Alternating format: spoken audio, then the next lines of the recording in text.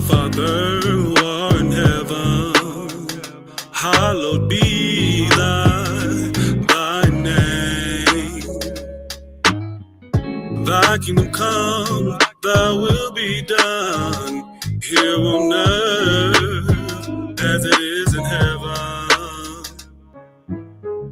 Give us this day our daily bread, and forgive us for our trespasses, as we forgive those who trespass against us. Lead us not in temptation, deliver us from the wicked one. For thine is the kingdom and the power and the glory forever.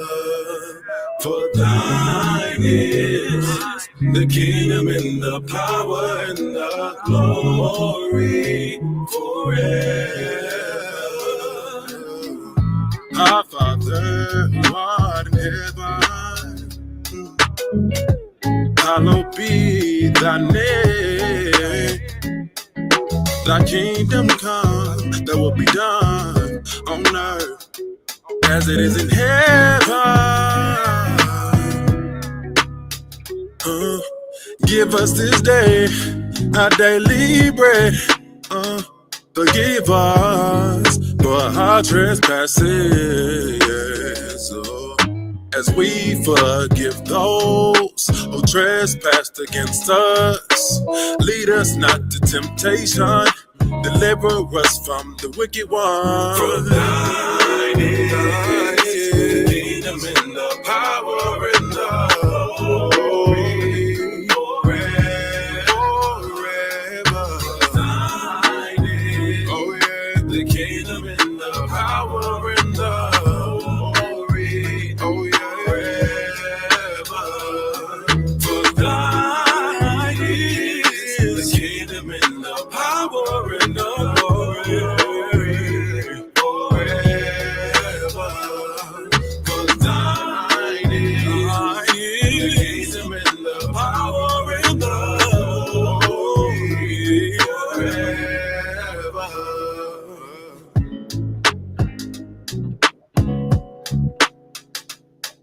Thy kingdom come, thy will be done on earth, on earth, on earth, on earth.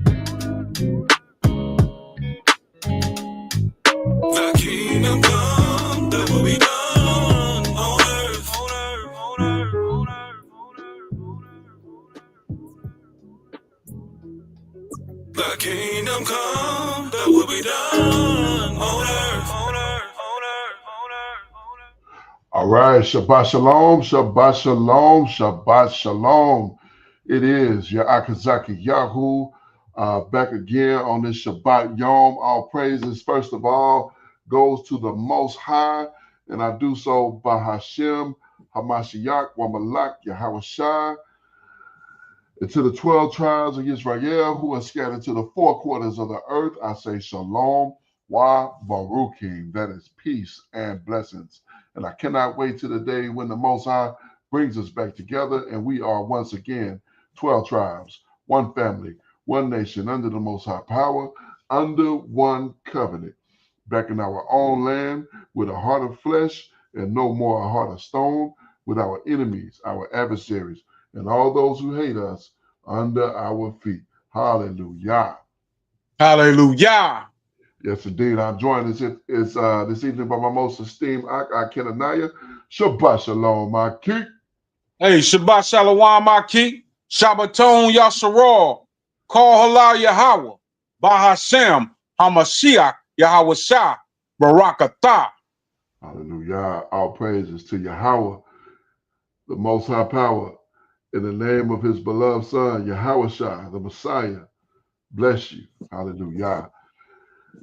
Yes, indeed. Yes, indeed. It is another Sabbath Yom, and magnificent praises to the Abba for another opportunity to rest and come back to the word of the Most High once again. All praises. We're going to go ahead and get into this book of Yahushua as we have completed Devarim last week. Forgive me, last week, somehow, some way, I forgot to play the song. And I know some of our watchers, they love to hear the song. And somehow we skipped that last week. I don't know how that happened. Just moving too fast, I guess so. But praises to the Abba. We back this week and we had the song. We've had prayer. We've had our entire devotion. And now we got the word of the Most High right here before us. Let's get to it. This is the book of Yahushua or Joshua, chapter number 1, verse 1. The Most High charged to Yahushua. All right. Now, after the death of Moshe, the servant of Yahweh, it came to pass that Yahweh spake unto Yahushua, son of Nun, Moshe's minister, saying, Moshe, my servant, is dead.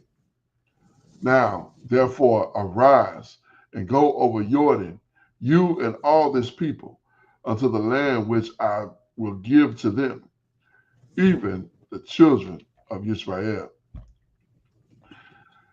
Every place that the sole of your foot shall tread upon, that have I given unto you, as I said unto Moshe. From the wilderness and this Lebanon, even unto the great river, the river Euphrates, all the land of the Hittites, and unto the great sea towards the going down of the sun, shall be your coast. There shall not be a man able to stand before you all the days of your life. As I was with Moshe, so will I be with you. I will not fail you, nor forsake you. I think I just got the answer to one of my long-time questions. What was Right, that, Aki? right here, this verse right here, verse 5. He says, there shall not any man be able to stand before you all the days of your life. So this is the promise that he gave to Joshua. Now, fast forward in chapter 5, remember when he saw the man that had his sword drawn and he approached him and asked him, are you for us or for our adversaries? Con. This is how he was able to do that. He said, as the Most High was told him, no man is going to be able to stand before you all the days of your life. So that's how he was able to walk right up on the captain of the Yeah. like, wow, that's amazing. All praise to the Most High. Verse 6, be strong and of good courage, for unto this people shall you divide for an inheritance the land which I swore unto their fathers to give them.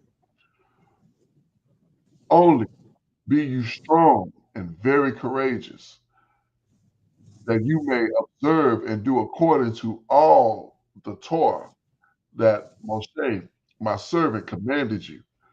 Turn not from it to the right hand or to the left hand, that you may prosper whithersoever you go.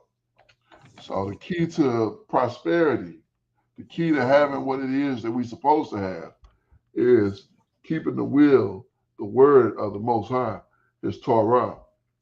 Con. Once we do that, we'll have everything that we want, that we're supposed to have. Verse 8, this book of High Torah shall not depart out of your mouth, but you shall meditate therein day and night, that you may observe to do according to all that is written therein. For then you shall make your way prosperous, and then you shall have good success. Have I not commanded you? Be strong and of a good courage. Be not afraid, neither be you dismayed. For Yahweh, your power, is with you, whithersoever you go. Hallelujah. Hallelujah. Yes, indeed. All praises to the Most High. So he definitely gives him some strong reassurance. Now, I just imagine all the things that Yahushua had seen thus far, and to get this amount of buildup before you go and do this great task, go into this land and battle against these people. Mind you, just a short time ago, uh, a few decades ago, you were in captivity under the most powerful nation under the Shamaim, and now Mhm. you've gotten away from that, and you're free, and the Most High is getting ready to make you into a nation yourself, not just a nation, but a nation of priests and kings. Uh, Continuing, Yahshua assumes command. Verse 10, and Yahshua commanded the officers of the people, saying, pass through the hosts or the armies, and command the people, saying, prepare your victuals, for within 3 days you shall pass over Jordan and go to possess the land which Yahweh your power give it to you to possess it. So now uh, he's got the courage, the will, and everything that he needs to bring it to the people. Mhm. Yeah, that's leadership. That's wonderful. Verse 12. And to the Reubenites, and to the Gadites, and to half the tribe of Manasseh, spake Joshua, saying, remember the words which Moshe, the servant of Yahweh, commanded you, saying, Yahweh your power have given you rest, that you and have given you this land. Your wives, your little ones, and your cattle shall remain in the land which Moshe gave you on this side of Jordan. But you shall pass before your brethren armed, all the mighty men of valor, to help them, until Yahweh have given his brethren rest, as he have given you, that they may possess the land in which Yahweh your power giveth them.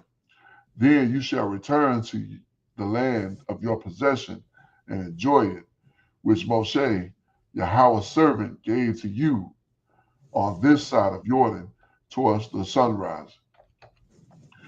And they answered Joshua, saying, all the commandments, all that you have commanded us, we will do.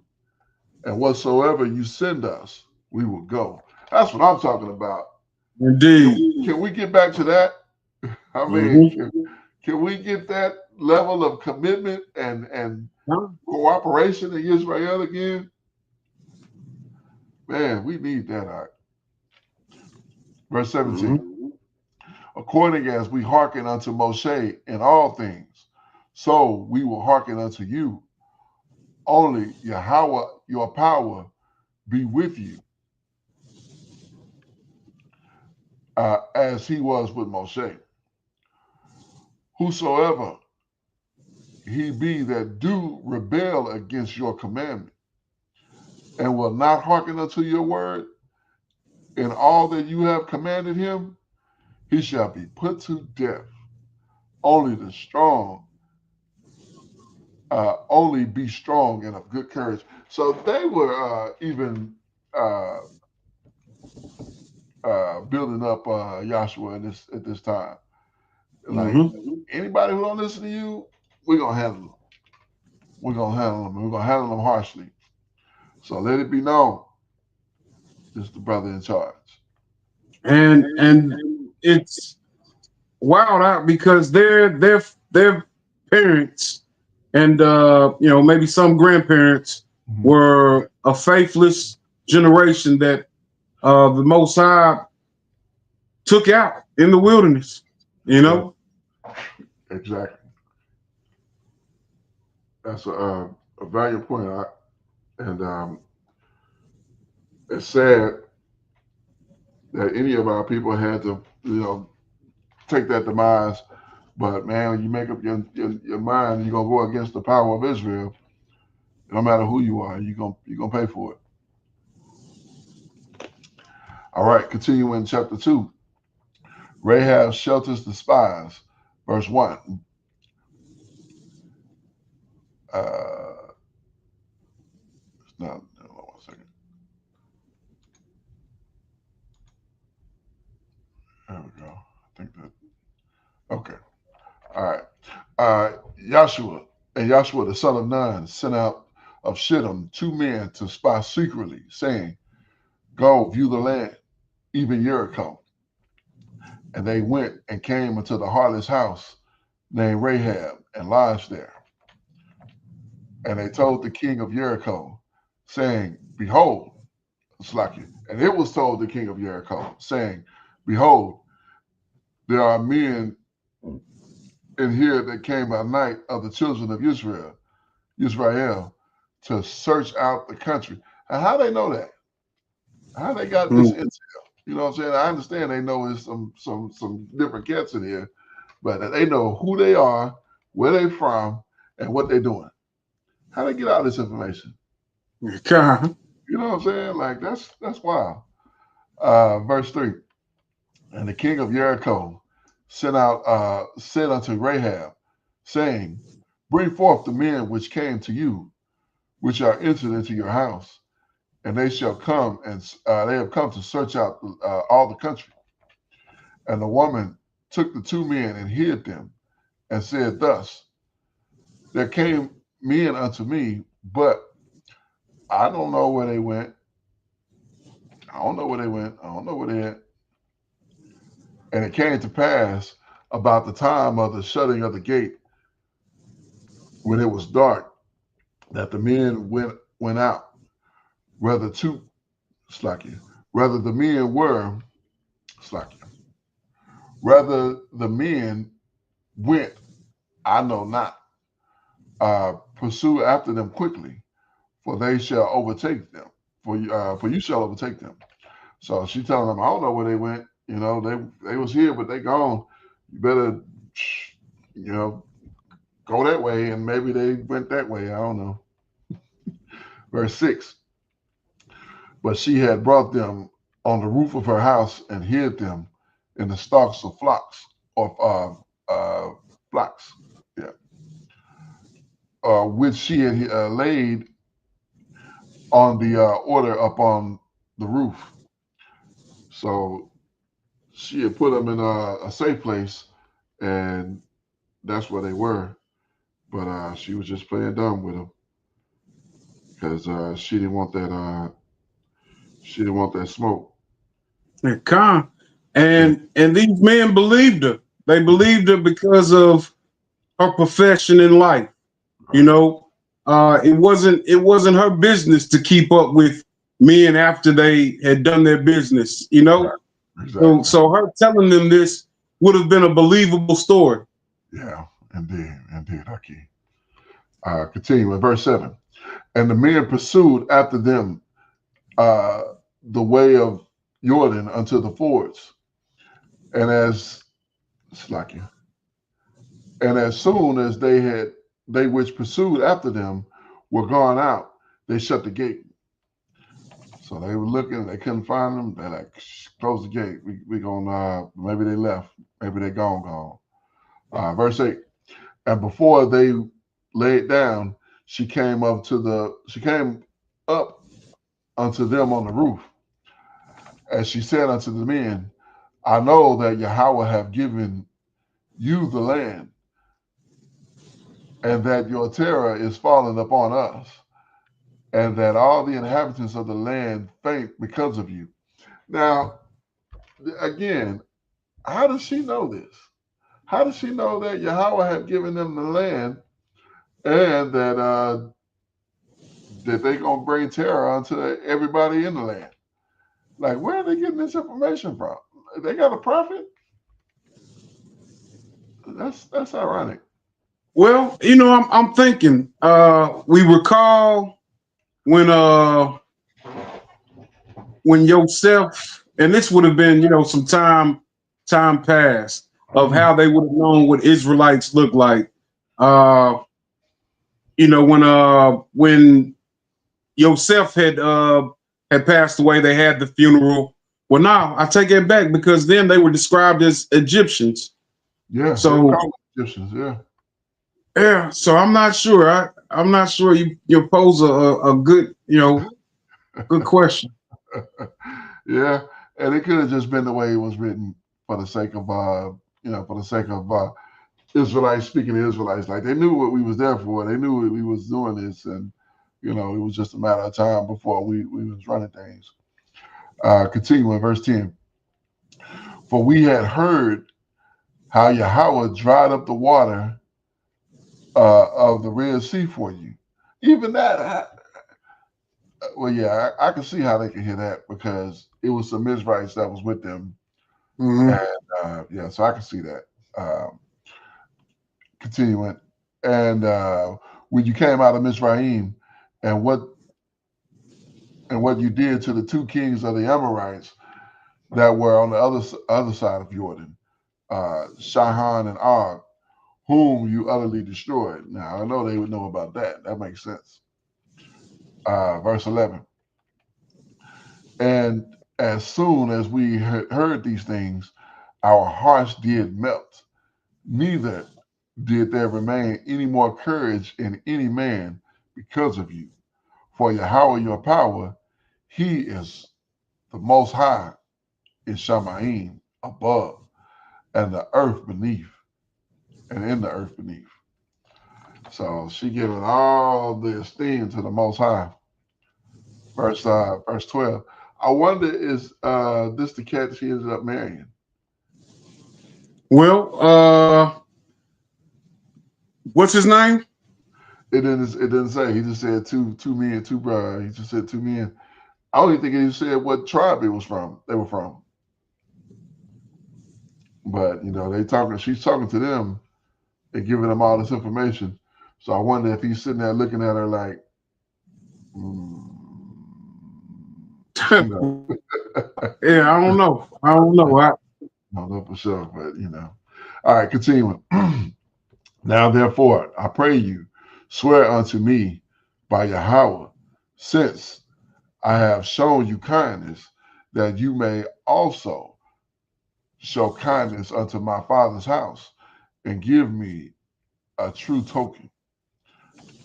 So she in her father's house playing the harlot. Oh my goodness. This is wow. this is different people. They don't have no Torah to govern them. They got whatever they got. I don't know what they got, but verse 13.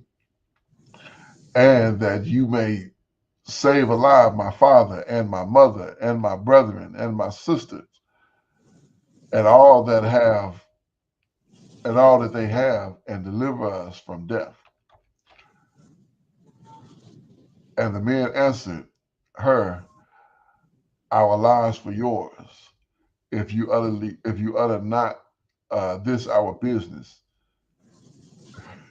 And it shall be when Yahweh have given us the land that we will deal kindly with you, that we will deal kindly and truly with you.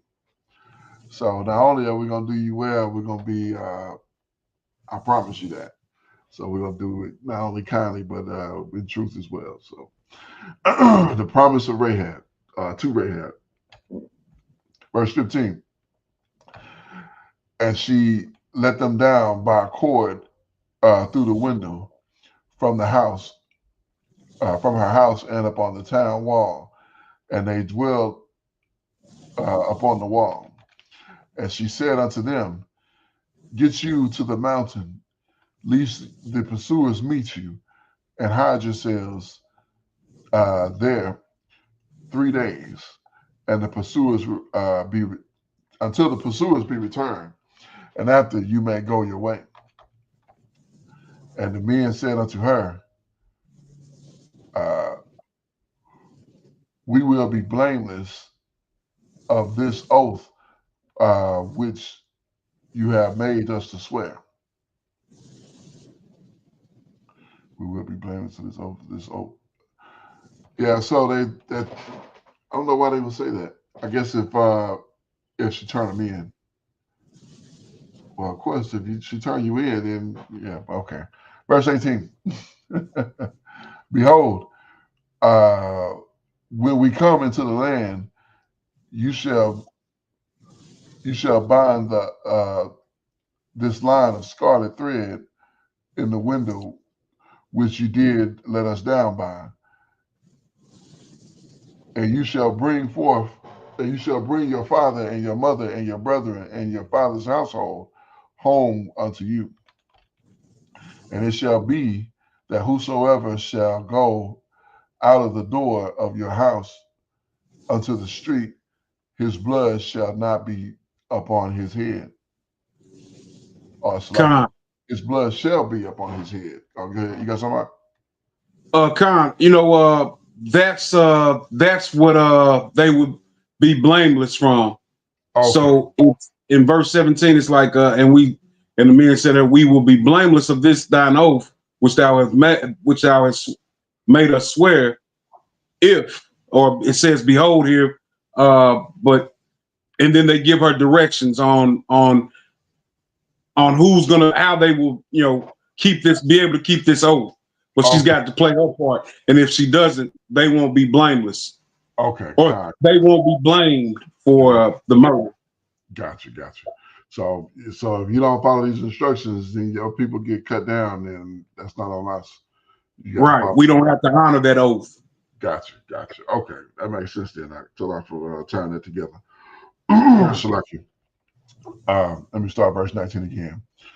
And it shall be that whosoever go out of the door of your house into the street, his blood shall be upon his head, and we will be guiltless. And whoso shall be with you in the house, his blood shall be upon our head, if any hand be upon him. So here our people mess with whoever's in your house, it's on us.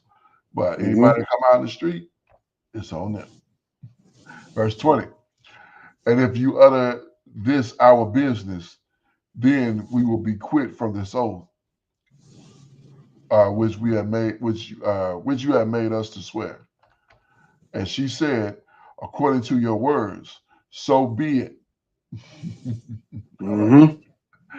And she sent them away, and they departed, and she bound the scarlet line in her window. And they went and came into the mountain and abode there 3 days, until the pursuers were returned.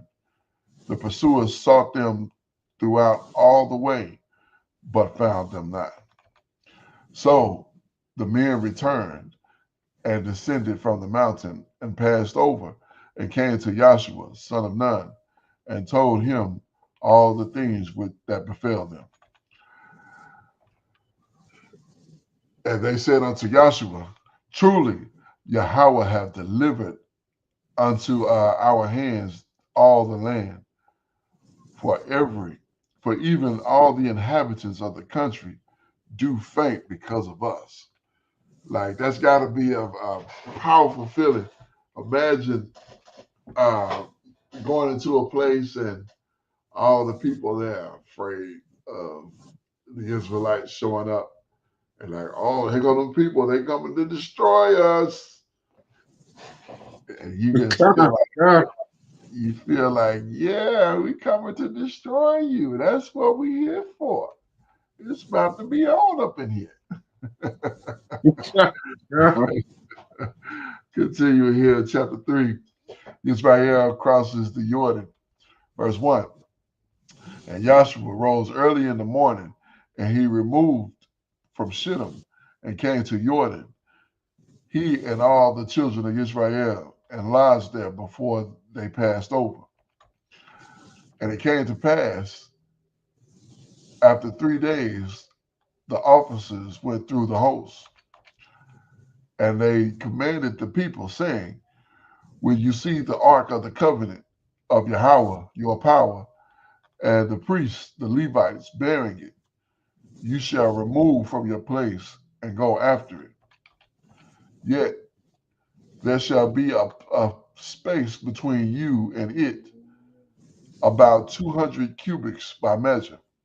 It's like about 2,000 cubits by measure. Come not nearer unto it, that you may know the way by which you may go. For you have not passed this way, herefore. Verse 5. And Yahshua said unto the people, sanctify yourself, for tomorrow Yahweh will do wonders among you.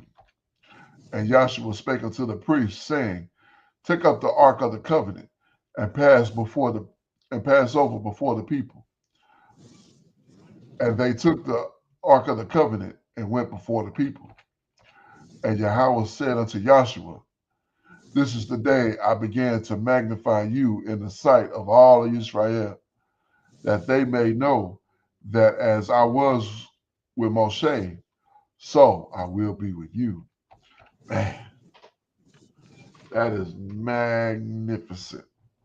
Verse 8. Indeed. Indeed. Hallelujah. Verse 8. I mean, that's the kind of appointment, you really want. Like you want the representative of the Most High, because this isn't the Most High that got off his throne and came down and talking with Yahshua or talking with Moshe. This is representative. But yet you still want this representative. You still want the representative giving you that, all right, I'm about to big you up in front of the whole nation. And they're going to know that I'm with you. Mm-hmm.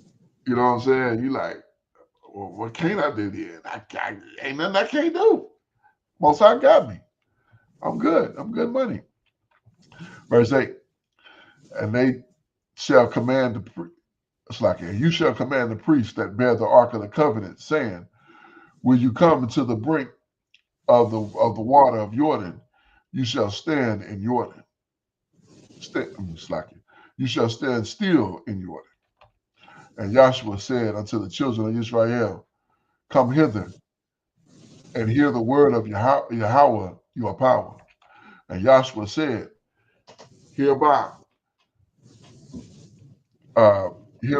you shall know that the living power is among you, and that he will without fail drive out before excuse me, please. Uh, and that he will without fail drive out from before you the Canaanites, the Hittites, the Hivites, the Perizzites, and the Gergesites, and the Amorites, and the Jebusites. Behold, the ark of the covenant of the Adonai, and all the earth passed over before you unto Jordan. So this is how you're going to know that this is what it is. The ark of the covenant. You know what it is. Verse 12. Now therefore, take you 12 men out of the tribes of Israel, out of every tribe a man. And it shall come to pass, as soon as the sole of your foot, the sole of the feet of the priests that bear the ark of Yahweh, Adonai or the master of all the earth, shall rest in the water of Jordan, and the water of Jordan shall be cut off from the water that come down from above, and they shall stand upon an heap. And it came to pass, when the people removed from their tents to pass over Jordan, and the priests bearing the ark of the covenant before the people, and as they bear the ark, were come to up were come un, up were come unto Jordan, and the feet of the priests that bear the ark were dipped in the brim of the water of Jordan floweth all the banks all the time of the harvest. Verse 16, that the waters which came down from above stood and rose up upon the heap very far from the city of Adam, that is besides Zatan or Zatan, and those that came down towards the sea of the plains, even the salt, even the salt sea, failed and were cut off, and the people passed over right about Jericho.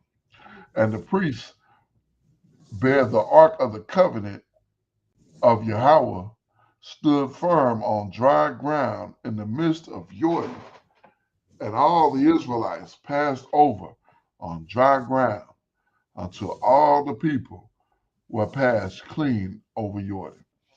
So he done gave them another Red Sea moment Con, by I, showing them, as I did with you then, I'm doing with you here again. And he has given them the ability to go forth uh, on dry ground yet again. hallelujah. Hallelujah. Amazing power. All right, chapter 4. Uh, memorial stones from Jordan. All right, verse 1. And it came to pass when all the people were clean passed over Jordan that Yahweh spake unto Joshua, saying, Take you 12 men out of the people, out of every tribe of man, and command them, saying, Take you hence out of the midst of Jordan,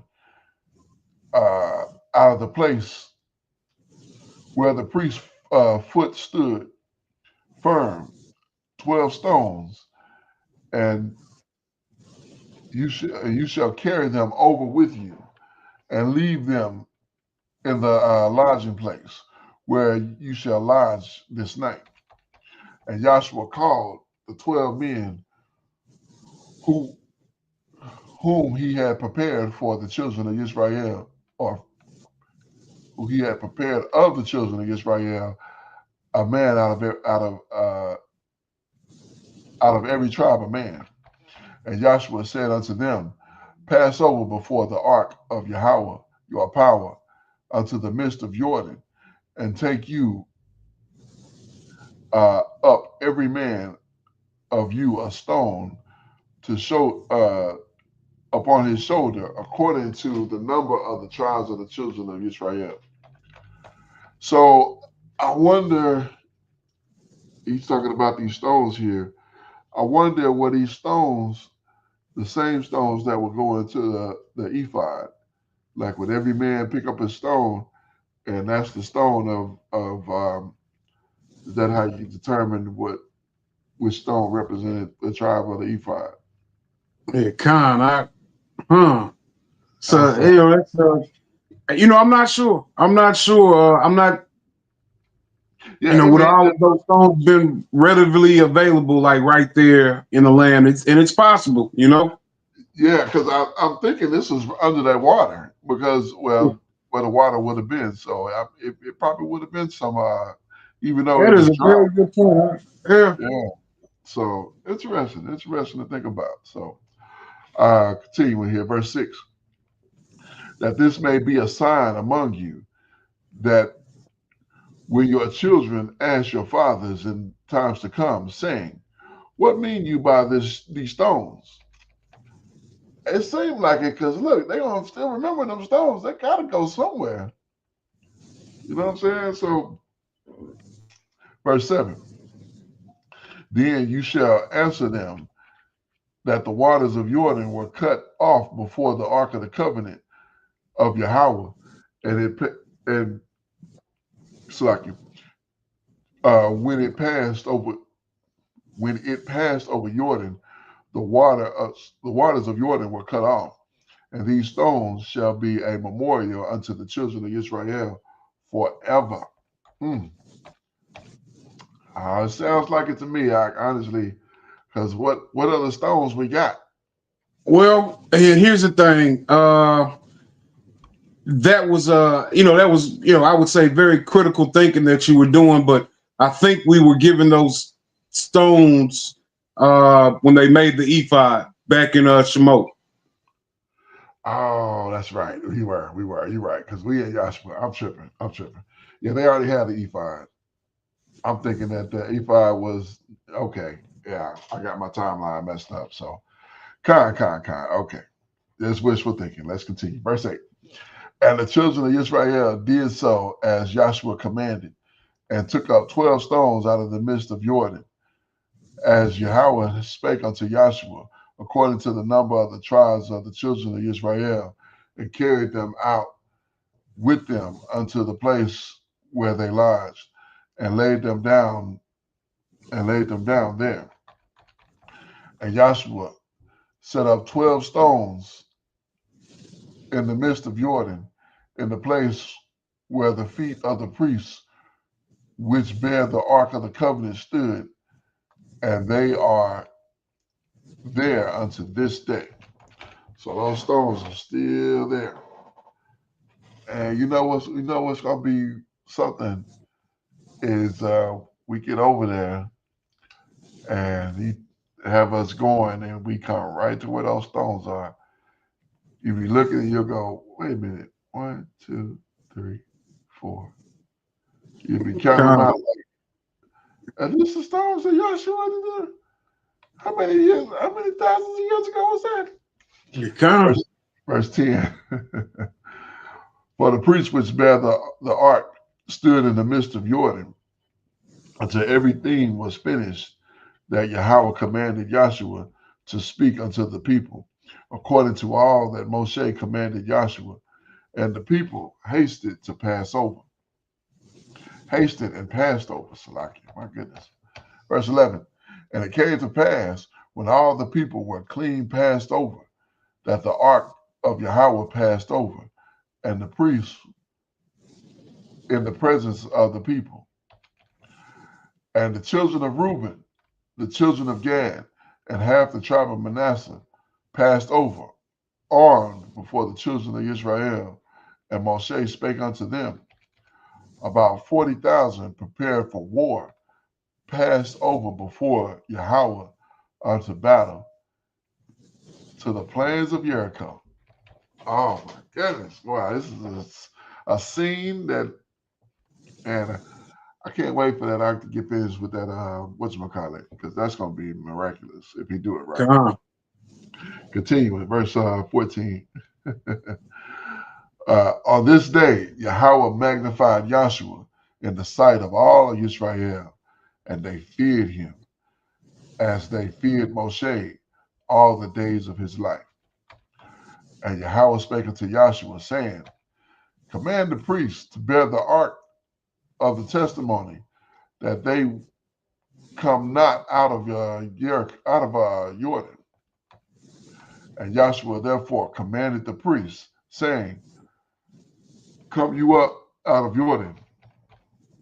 And it came to pass, when the priests that bear the ark of the covenant of Yahweh were come up out of the midst of Jordan, and the soles of the priest's feet were lifted upon the dry land, that the water of Jordan returned unto their place, and flowed over all the banks as they did before.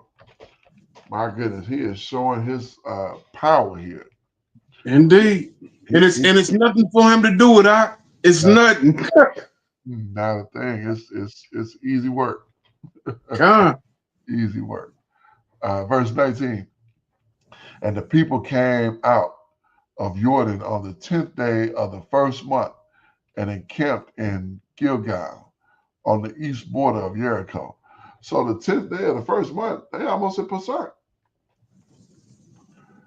Indeed. It was actually the day I think that they slaughtered the lamb. Okay. Verse 20. And those 12 stones which they took out of Jordan did Joshua pitch in Gilgal. And he spake unto the children of Israel, saying, when your children shall ask their fathers in times to come, saying, what mean these stones? Then you shall let your children know, saying, Israel came over this Jordan on dry land. For Yahweh your power dried up the waters of Jordan from before you until you passed over as Yahweh your power did the Red Sea, which he dried up before us until we were gone over, that all the people of the earth might know the hand of Yahweh is mighty, and that and you may fear Yahweh your power forever. Now, the irony of this is these people here, with the exception of Joshua and perhaps Caleb, Mm-hmm. uh, they were not there at that time, because this is a whole new generation. All the people that passed through the Red Sea were dead, were gone. So these were the children that would have been Mm-hmm. begotten. Now, 40 years later, I mean, even if they had babies with them, well, they would have been, 40-year-olds, but they probably would. Yeah, I think these were all like 20 and under, except for Joshua and Caleb, if I'm not if I'm remembering that correctly. Well, I think it's possible that some of them might have been 39 years old. 39. Okay. You know, somebody might have been pregnant coming out of Is it- bondage. Yeah. Okay. Okay. But you're right. This is still relatively a young nation. Almost not. It's different from what we see now in our community. Like now, I would say the largest segment of our population would be children, followed by the mid adults, and then lastly would be senior adults. But yeah, you're talking about a middle aged people. You know what I mean? Like, well, really, nobody over the age of 40, and Right. all younger than that. So Right. yeah, 40, less than 40, like 39 and under, except con. for Joshua and Caleb. So, all right. Continue. You got verse chapter 5 out? Indeed, Aki. Whatever, Bible. All right, this is the book of Yahushua, chapter 5. Yasharal is circumcised, verse 1. And it came to pass, when all the kings of the Amorites, which were on the side of Jordan westward, and all the kings of the Canaanites, which were by the sea, heard that Yahweh had dried up the waters of Jordan from before the children of Yasharal until we were passed over, that their heart melted, neither was there spirit in them anymore because of the children of Yasharal. So, our people, because of our power, not because of our might, but because of our power, what he had done, Yeah. these people are spooked, right? Yeah. And I imagine they probably had eyes on them, so that makes sense that they would have seen that this thing happened. You But can. I just imagine them seeing that and like, did that river just dry? As soon as they Right. pass over, it is wet again. Oh my goodness, Con. we gonna lose. Yeah, he's doing it again for him. What else is he gonna do? What Right. other nation is the Most High getting ready to destroy for these people? Exactly. All right. Verse 2. At that time, Yahweh said unto Joshua, make you sharp knives and circumcise again the children of Yasharal the second time. And Joshua made him sharp knives and circumcised the children of Yasharal at the hill of the foreskins. And this is the cause why Joshua did circumcise all the people that came out of Mizraim that were males, even all the men of war, died in the wilderness by the way after they came out of Mizraim. Now all the people that came out were circumcised, but all the people that were born in the wilderness by the way as they came forth out of Mizraim, them they had not circumcised. So yeah, I mean you're right. Like none of these people would have been over 40 years old. Right. Kind. And Yeah. you know what? One thing else I just realized at this point, they say that to follow the Torah, of course, you would circumcise the 8th day. Other than that, then you can't follow it. But what we see here is a command for them to circumcise all of these males here and now. Uh-huh. This is before they about to march into war. To go ahead and make knives and circumcise these people here and now. And that's exactly what he did. None of these none of these fellas getting ready to go fight are 8 days old. You know what I'm Right. saying? Right. So that's really not a valiant argument. You know what I'm saying? It's about keeping the commandments and walking the way that the Most High have set forth. Indeed, Aki. Indeed. All praises. Hallelujah. All right. Verse 6. Oh, do you have something else, Aki? Oh, that's it. Go right ahead. All right. Verse 6. For the children of Yasharal walked 40 years in the wilderness till all the people that were men of war, which came out of Mizraim, were consumed, because they obeyed not the voice of Yahweh, unto whom Yahweh swore that he would not show them the land, which Yahweh swore unto their fathers that he would give us, a land that floweth with milk and honey. And their children, whom he raised up in their stead, them Yahshua circumcised, but they were uncircumcised, because they had not circumcised them by the way. And it came to pass, when they had done circumcising all the people, that they abode in their places in the camp till they were whole. And Yahweh said unto Joshua, this day have I rolled away the reproach of Mizraim from off you. Wherefore the name of this place is called Gilgal unto this day. So, I remember us covering, this place of Gilgal, and it's a place that we read about often. I can a lot of the scripts that we bring out like this place, but now it should always register with us that this is the place where our ancestors were circumcised, because they hadn't been circumcised coming out of Mizraim. Kai. And here's another important point that we really hadn't gotten about Gilgal here as well, verse 10. Khan. And the children of Yasharal encamped in Gilgal, and kept the Passover on the 14th day of the month, at even in the plains of Jericho, or in the plains of Jerusalem. Right. Wow. Khan, good catch. Yep. And we read this before, and it's amazing. The is amazing. I mean, we read this before, and I did not make that connection. Uh-huh. You know what I'm saying? Like, wow. So yeah, there goes the argument of not keeping the peace or keeping the feast outside of the land.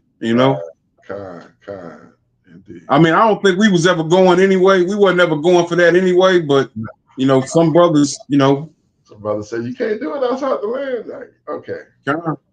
All right. I continue. Verse 11. And they did eat of the old corn of the land on the morrow after the Passover, unleavened cakes and parched corn in the self same day.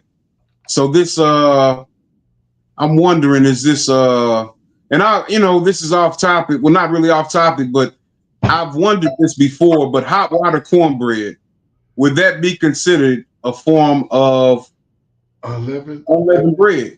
As long as it don't have anything to cause it to rise, like you can't make hot water cornbread with baking soda or with yeast, and But yeah, I think if it's just isn't it just flour and water? Well, I don't think it's flour. I think it's just corn. Corn flour, or what do you call it? Cornmeal. Oh, cornmeal. Yeah. So yeah, that's the same thing. Because don't cornmeal come from flour, right?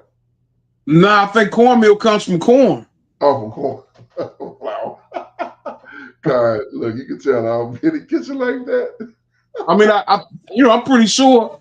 Like we got a thing of flour in the cabinet, and we got a thing of cornmeal. Okay, I'm gonna have to check out some cornmeal next time I go to the store, and I'm gonna have to make some I'm gonna have to make some cakes with it and see how it come out. And I want to put this disclaimer out here. Kenaniah is not saying that hot water cornbread is unleavened cornbread. Kenaniah is just pondering the idea. Right. Could this be the unleavened bread that they were speaking about? Yeah. All right, verse 12. And the manna ceased on the morrow after they had eaten of the old corn of the land. Neither had the children of Yasharal manna any more, but they did eat of the fruit of the land of Canaan that year. So for 40 years, we had manna prepared for us, or manna given to us, so that we didn't have to want, And the moment that it's taken away is the same moment where our provisions are met in the form of the promise that the Most High had made to his servants, Abraham and Isaac and Jacob. And the land promised to us. Promised to indeed. man. That's Hallelujah. Hallelujah. That's amazing. Verse 13. And it came to pass when Yahushua was by Jericho that he lifted up his eyes and looked, and behold, there stood a man over against him with his sword drawn in his hand. And Yahushua went unto him and said unto him, are you for us or for our adversaries? So, seeing a man with a sword drawn out, and we're not given a description of of what this individual is. We're just told that it's a man, but Yahushua is being bold and courageous, and he's going to face whatever is in front of him, right? He has no fear because the Most High, his representative, have told him not be a man in all the earth that would be able to stand against you all the days of your life. So he don't have a problem walking up to this cat. That's like you seeing a police officer with a M16 in his hand, and you walk up to him and like, what you here for the good guys or for the bad guys? You know what I'm saying? Like, what you here for? You know what I'm saying? Like, you don't know who this cat is. So, I always thought when I thought of this story, I thought that the sword that he had was a flame. Oh. I don't know where I got that from. Yeah. Look, that would have been a whole nother level. If he's standing there with a flame in his hand. Well, the sword was like flame. The sword was in the shape of like a flame, is what I thought. Yeah, I mean, if that was the case, then Yahushua, hey, that's on another whole other level. If that was ever the case, that's a whole other level. So now you're not only walking up on a man with a. So that would be a man not only with a blowtorch, but the blowtorch is fire in his hand. Mm-hmm. That would be, that would be amazing. Con. All right, verse 14. And he said, nay, or la'ah, but as the captain of the host of Yahweh am I now come. And Yahushua fell on his face to the earth and did worship and said unto him, what saith my Adonai unto his servant? So, just recalling the different times that messengers have been sent from the Most High, and people have responded by bowing down. They're always told, not to do so, but we're not told in this moment that not to bow down. He wasn't told that. But let me continue. Verse 15. And the captain of Yahweh's host said unto Yahushua, loose your shoe from off your foot, for the place whereon you stand is Kodesh. And Yahushua did so. Yeah, so you see, he's not taken up. You know what I'm saying? He didn't take him up. He right there left him where he was, and he said, "What will you have for me to do?" He's like, all right, take your shoes off your foot. Same thing he told Moshe. Indeed. So this is an extraordinary messenger here. Mm-hmm. And to the degree where this is it's called him the captain of Yahweh's host. So the captain of Yahweh's army.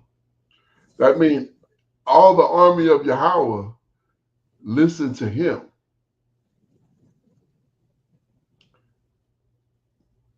Let that sink in. Come. All praises. Hallelujah. All right, come. Continuing. It's the book of Yahoshua, chapter 6, the conquest of Jericho, verse 1. Now Jericho was straitly shut up because of the children of Yasharal. None went out, and none came in. And Yahweh said unto Joshua, See, I have given into your hand Jericho, and the king thereof, and the mighty men of valor. And ye shall compass the city, all you men of war, and go round about the city once. Thus shall you do 6 days. And 7 priests shall bear before the ark 7 trumpets of ram's horns. And the 7th day ye shall compass the city 7 times. And the priests shall blow with the trumpets. And it shall come to pass that when they make a long blast with the ram's horn, and when you hear the sound of the trumpet, all the people shall shout with a great shout, and the wall of the city shall fall down flat, and the people shall ascend up, every man straight before him. And Joshua the son of Nun called the priests and said unto them, Take up the ark of the covenant, and let 7 priests bear 7 trumpets of ram's horns before the ark of Yahweh. And he said unto the people, Pass on and compass the city, and let him that is armed pass on before the ark of Yahweh. And it came to pass, when Joshua had spoken unto the people, that the 7 priests, bearing the 7 trumpets of ram's horns, passed on before Yahweh, and blew with the trumpets, and the ark of the covenant of Yahweh followed them.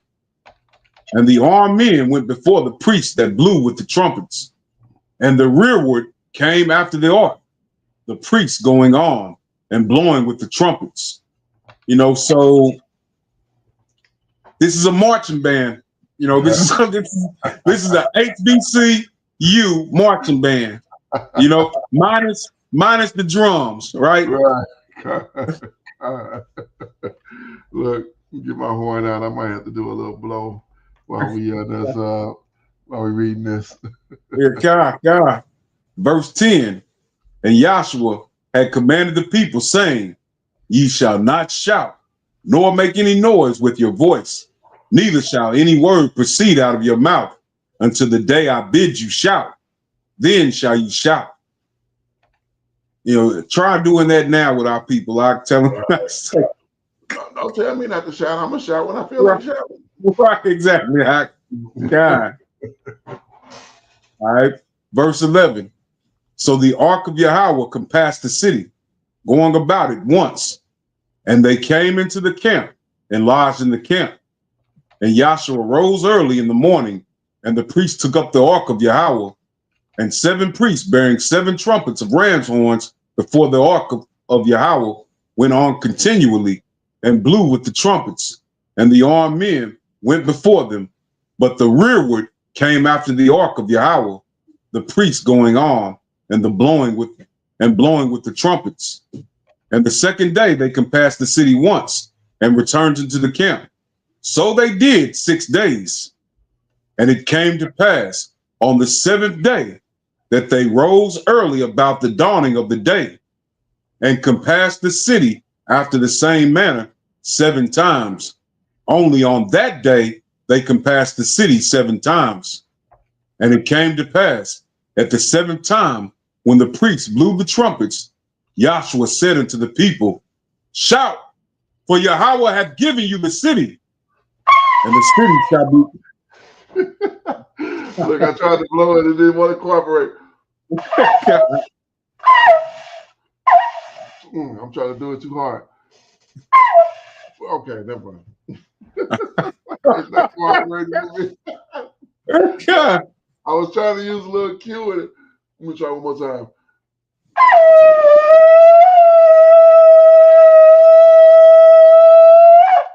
All right. Hallelujah. Hallelujah. God. Verse 17.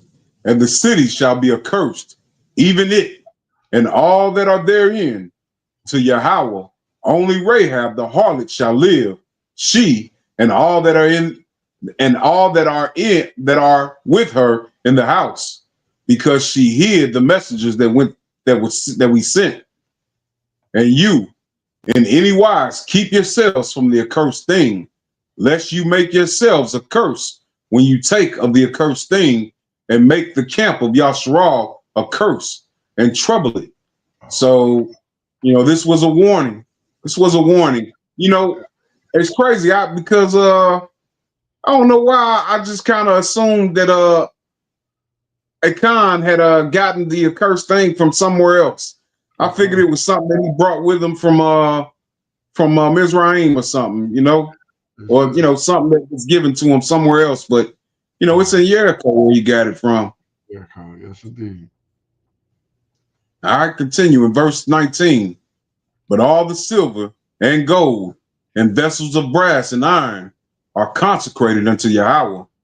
They shall come into the treasury of Yahweh. So the people shouted with the priest, Slakia. So the people shouted when the priest blew with the trumpets. And it came to pass, when the people heard the sound of the trumpet, and the people shouted with a great shout, that the wall fell down flat, so that the people went up into the city, every man straight before him, and they took the city, and they utterly destroyed all that was in the city, both man and woman, young and old, and ox and sheep and donkey, with the edge of the sword. But Yahushua had said unto the two men that had spied out the country, go into the harlot's house, and bring out thence the woman, and all that she hath, as you swore unto her. And the young men that were spies went in, and brought out Rahab, and her father, and her mother, and her brethren, and all that she had, and they brought all her kindred, and left them without the camp of Yasharal.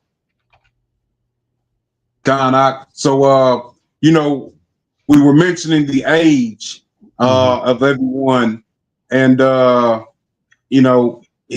here in verse 23, we're told that they were young men that were sent out as spies, and we were wondering why it is that Rahab is living at home, doing what she's doing, but perhaps she was young as well. This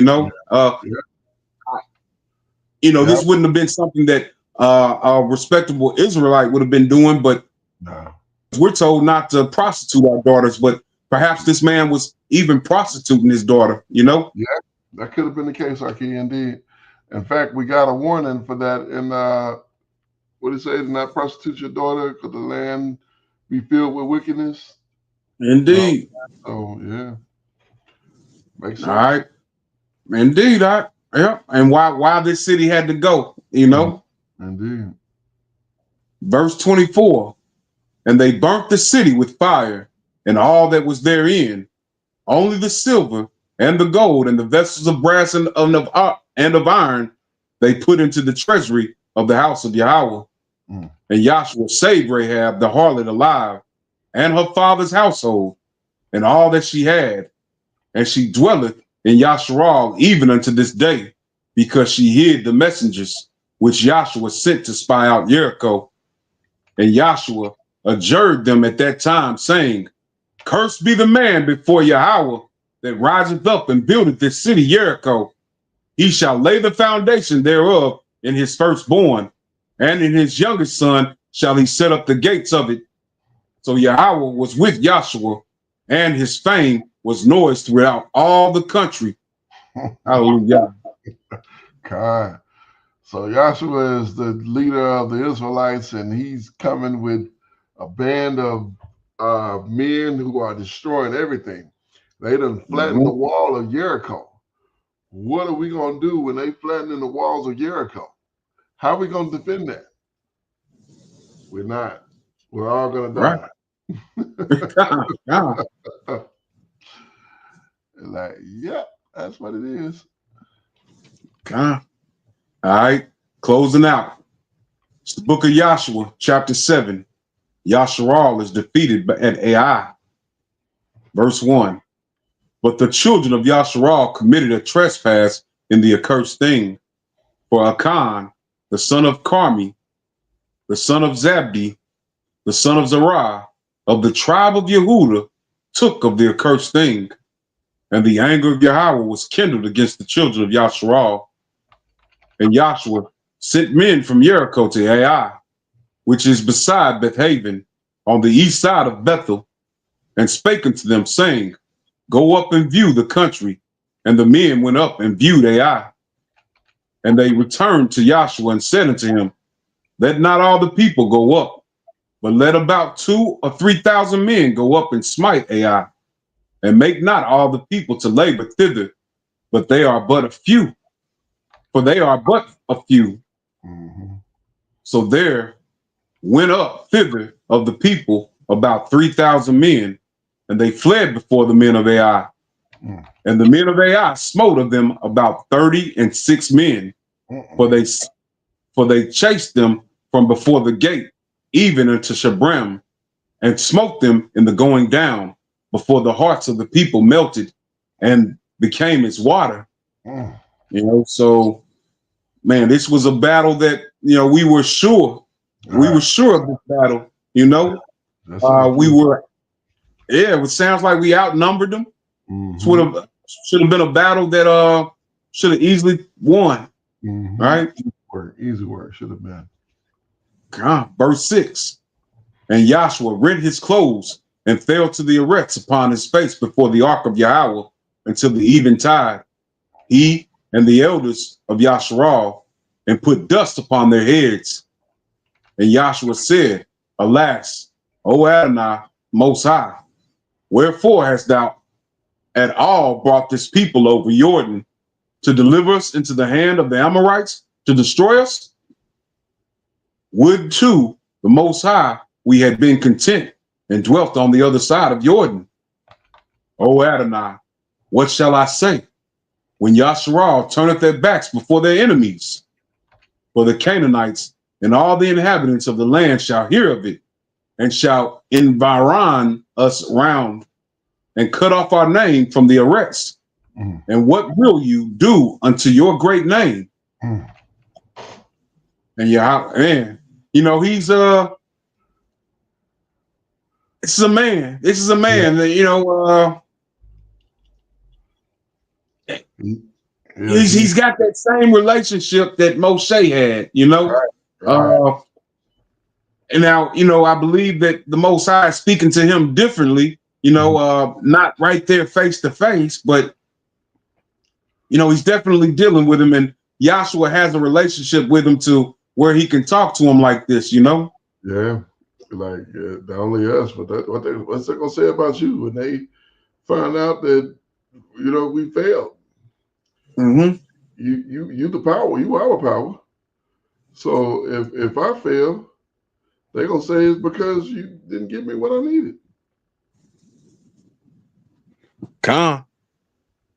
One moment out. All right. Yeah, so that'll definitely make the Most High go, not the Most High, but his representative go, wait a minute. I can't be out here failing and not getting this thing accomplished because I can't let my power look bad. Because the power of Israel is being represented by this representative, this Malik that's here. And he's the one that's getting us through these situations at this time. We got them here now. We just don't see them. They're not talking to us like they talked to them at that time. So, yeah. All right, go ahead. All right, verse 10. And Yahweh said unto Joshua, Get you up. Wherefore lies you upon your face? Yasharal have sinned, and they have also transgressed my covenant, which I commanded them. For they have even taken of the accursed thing, and have also stolen and dissembled also, and they have put it even among their own stuff. So putting it among your stuff, this, you put, so this would have been, this would have been a person coveting this thing, placing some importance, putting it with your own stuff. It's how the Most High viewed it. You putting this with your stuff that you love or your stuff that you like. Right. All right. Verse 12. Therefore, the children of Yahushua could not stand before their enemies, but turned their backs before their enemies, because they were accursed. Neither will I be with you anymore, except you destroy the accursed thing from among you.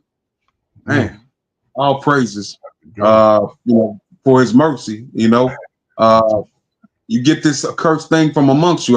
Then I'll keep that covenant with you. But let's get things straight. Right. All right. Verse 13. Up, sanctify the people, and say, sanctify yourselves against tomorrow. For thus saith Yahweh, power of Yahushua, there is an accursed thing in the midst of you. O Yahushua, you cannot stand before your enemies until you take away the accursed thing from among you. In the morning, therefore, ye shall be brought according to your tribes, and it shall be that the tribe which Yahweh taketh shall come according to the families thereof, and the family which Yahweh shall take shall come by household, and the household which Yahweh shall take shall come man by man. And it shall be that he that is taken with the accursed thing shall be burnt with fire, he and all that he hath, because he had transgressed the covenant of Yahweh, and because he had wrought folly in Yahshua. So, I'm wondering, if Khan was aware of what was getting ready to take place, why didn't he get rid of the accursed thing? He didn't. He wasn't. This is to Yahushua that he said this to. Okay. Yeah, so he didn't know. He didn't. No, I thought he told them to sanctify themselves. No, he's giving us all this command comes through Yahushua. So okay, the most high is that commander general, and well, not the most high, but his representative is that commander general. He's disseminating the information to Yahushua. Yahushua would be that commander on the ground, and he goes back and then he tells the captains that this is what we're gonna do. And so Akan got no idea. He's completely blindsided. He's licking his chops because he's got this stuff that he covered it. So and I forgot to hit the awkward Shabbat Shalom. He just hit me. Who was that? Benaiah. Okay, Khan. Yeah. All right. But yeah. Do you have something else, Aki? Yeah, I was just saying, yeah. So he's disseminating this information, and so I just imagine the kind he's thinking he's good money. Like, oh man, I got that change. I got, I'm gonna be set. I'm gonna be all good, And then they get up the next day, and all of this stuff starts happening. And I think I said last time. I'm not gonna go into it this time. I think I said last time how he must have started feeling when he started coming towards him, because it all starts falling towards him, and before long they're standing right in front of him, and I know his stomach had to be in knots, but yeah, I'll leave it at that. Go ahead, Aki. All right, Khan. Verse 15. 16. Oh, 16. Yeah. So Yahushua, the sin of Akan. Yeah. Verse 16. So Yahushua rose up early in the morning and brought Yasharal by their tribes, and the tribe of Yehuda was taken. And he brought the family of Yehuda, and he took the family of the Zerites, and he brought the family of the Zerites man by man, and Zabdi was taken, and he brought his household man by man, and Akan, the son of Carmi, the son of Zabdi, the son of Zerah, of the tribe of Yehuda was taken. And Yahushua said unto Akan, my son, give, I pray you, glory to Yahweh, power of Yahshua, and make confession unto him, and tell me now what you have done. Hide it not from me. You know, so yeah. I mean, he calls him my son Right. because Yahuwah would have been old enough to be his father. Right. You know, 40 years older than him. Exactly.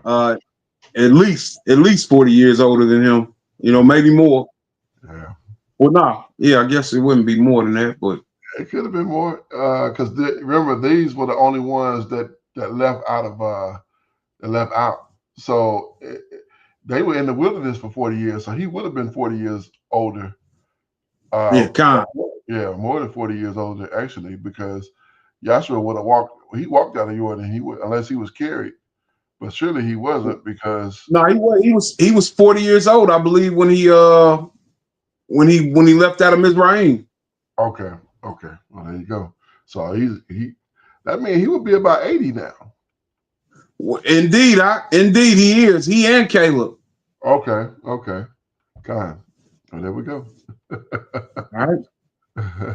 Verse 20.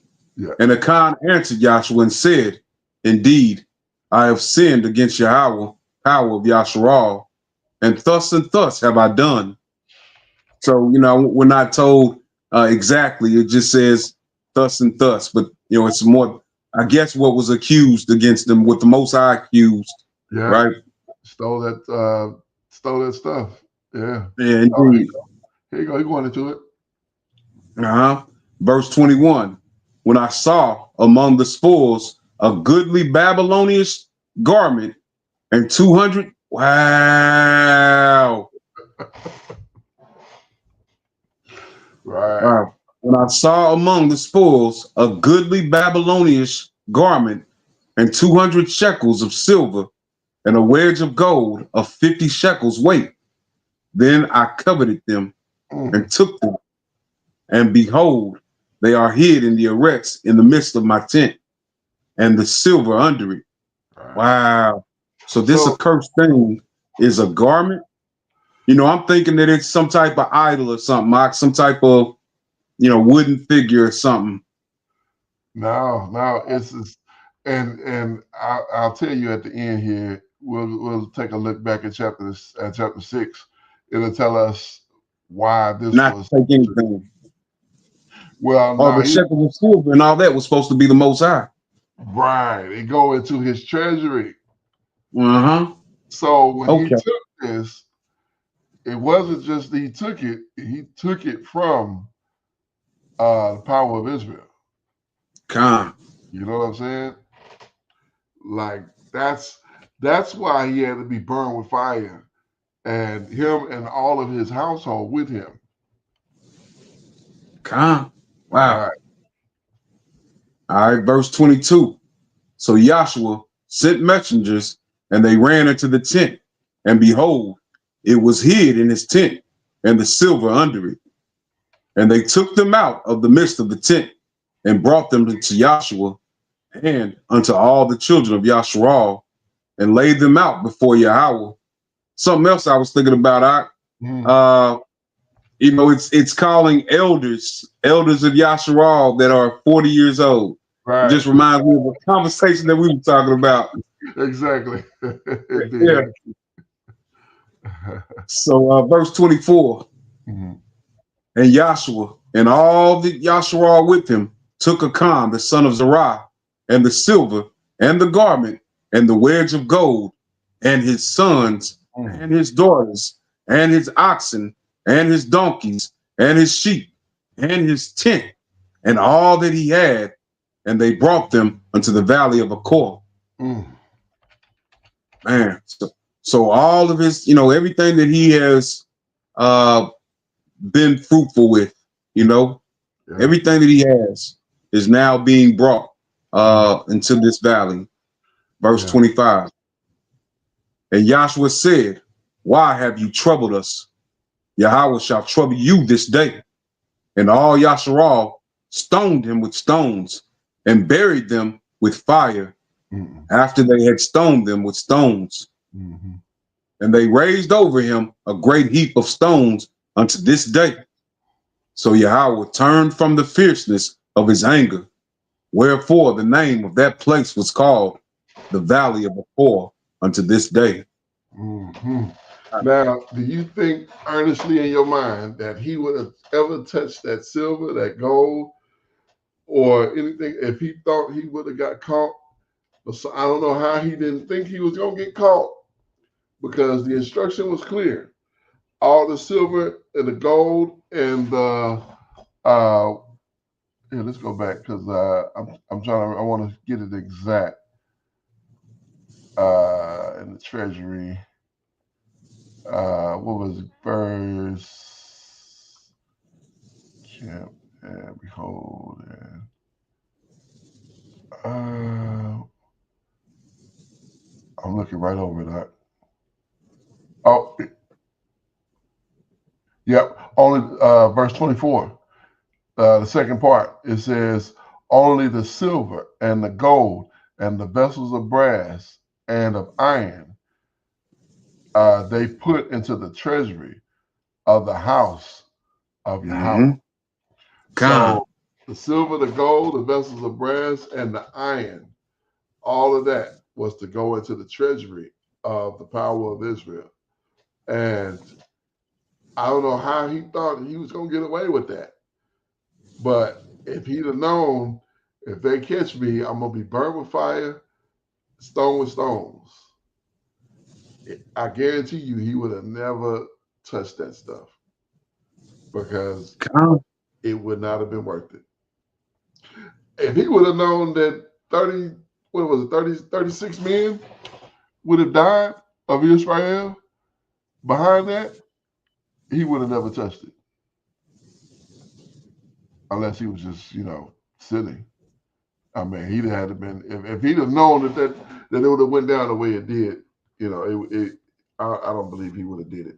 I don't believe he would have did it. Maybe I'm wrong. But, man, that is, take him and his children, his sons, his daughters, and see, I understand as well why they took all of his stuff with him and they put it all under the rocks because it was never to be said, it was never to be even thought that the only reason they did that was to take his stuff. You know what I'm saying? That's why his stuff stayed with him. They buried him with it. Remember that from that movie? They gave him $50,000 and he turned them over. And he said, "You find the money?" He said, "Yeah." He was carrying it with him. He said, "Bury it with him," because it wasn't about the money. It was about the betrayal. You betrayed me you betrayed this people for this money, and this wasn't about the money. You cost us lives. You cost us a lot. And so, yeah, we're gonna leave this where we're gonna leave this here with you, so you can have the fruits of your betrayal. But man, magnificent beginning. First 7 chapters of the book of Yahoshua. Very, very, very good information and a lot to learn from, a lot to understand. Being courageous, not fearing, knowing that the Most High is with us and we don't have anything to be concerned about, much as Yahushua was at that time. So we are here today. So we can learn from all of these situations, circumstances, and being willing and able to keep the law, the Torah, the instruction of the Most High, and walk in it. And know with me walking in this Torah, I don't have a thing in the world of fear. Not them, not anybody. So you can bring the best you got, because the best I got is better than the best you got every day of the week. All praise to the Most High. Well, that's all I got. Go ahead, Aki. God, it was something that we had talked about, and I'm trying to think what chapter it was. It was talking about how they were able to pass over on the land, over the water on dry land, and how the Most High continues to do these miracles for his people. You know, if we were to pay attention to our own lives and look back, you know, we can see different moments where a miracle was shown to us. You know, the Most High, he continues to deal with his people. You know, the fact that we even had an ancestor that was able to survive the transatlantic, Right.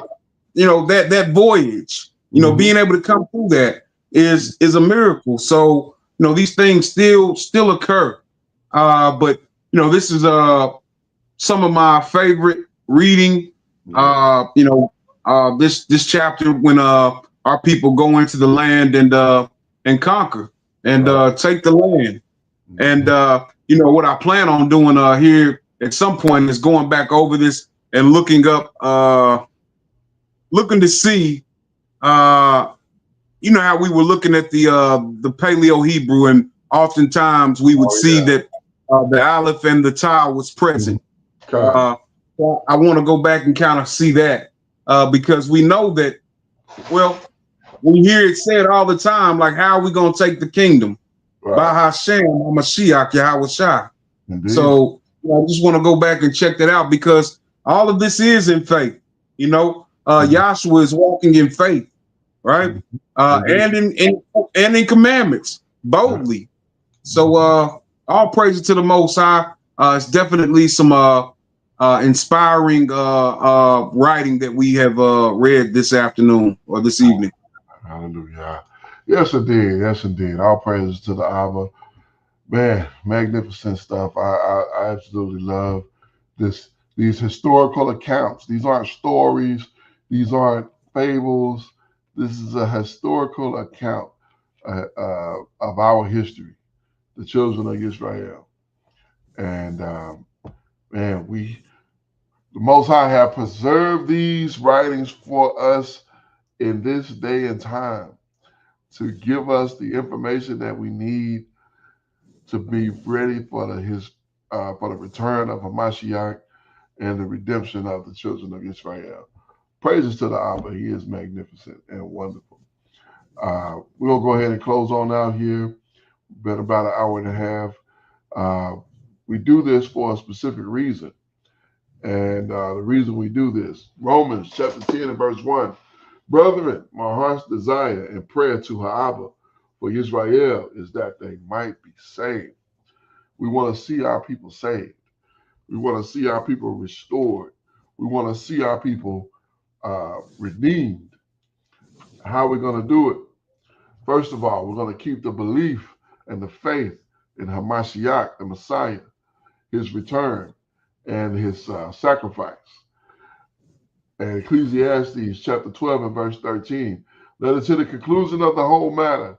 Fear the Most High and keep his commandments, for this is the whole duty of man. It is so very important to understand that in the conclusion of the whole matter, we are to fear the Most High and keep his commandments, for this is the whole duty of man. At the end of the day, when it is all said and done, all the dust is settled, all the smoke is cleared, we will be judged on whether we have feared the Most High and kept his commandments, because this is the whole duty of man. I am Yaakazaki Yahu, joined by my most esteemed Akinanaya, giving all praise, honor, and great esteem unto the Most High Power, Yahweh, Bashem, Hamashiach, Wamalak, Yahushua, and to the 12 tribes of Israel who were scattered to the four quarters of the earth. I say shalom, wa, baruki, that is peace and blessings. And I cannot wait till the day when the Most High brings us back together and we are once again 12 tribes, one family, one nation, under the Most High Power, under one covenant, back in our own land with a heart of flesh and no more a heart of stone, with our enemies, our adversaries, and all those who hate us under our feet. Until that day come, Shabbat Shalom, family. Shabbat Shalom, Mr. Pekah. All praises to Almighty Yahweh.